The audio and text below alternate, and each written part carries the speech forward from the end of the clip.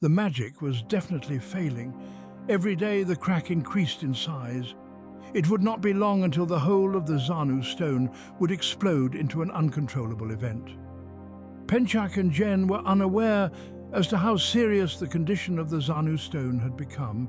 It seemed to Ka that even the limited use of the pools of life had damaged it further.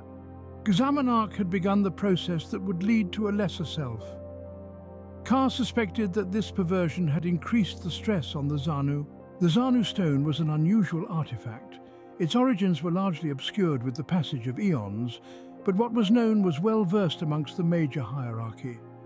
The ancient major had come upon or created the Xanu stone, it was not known which, to be a receptacle for the power that the dying major would have otherwise relinquished to the universe.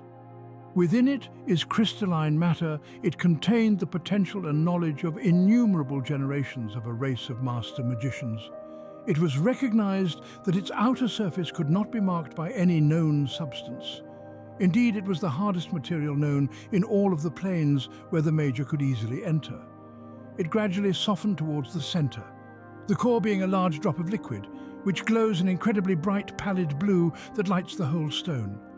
Set on a large pedestal, the Xanu stone is almost as tall as a major, and its chamber requires no lighting because of the permanent luminescence that emanates from its liquid innermost. The crack was bright blue and shone its line of blinding rays out.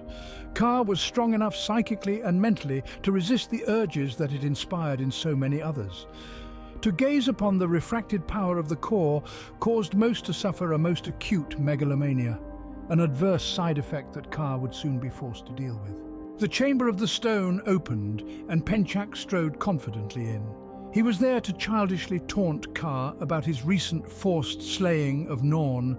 Penchak was quite puerile for 87. When he did enter, though, his thoughts of petty childish harassment were replaced with the zealous will to succeed Ka as Nucleus Master. Ka knew that any major use of magic would shatter the Xanu stone. He loosed his red branch wand from his belt, where he felt compelled to keep it in these times of insurrection and turmoil. In the blink of an eye, it was a long, knurled and knotted staff. Penchak had not arrived at the chamber prepared for a challenge. He had simply fallen victim to the inner power of the light of the stone. He knew that without magic, that he was as good as finished.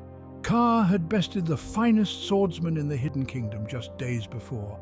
The lust for power that he was suffering from did not allow for reason, and he began his most powerful spell. Ka had grown immune to the spell Penchak was using some time ago. It attempted to hold Ka's arms and legs out and revolve him quickly around.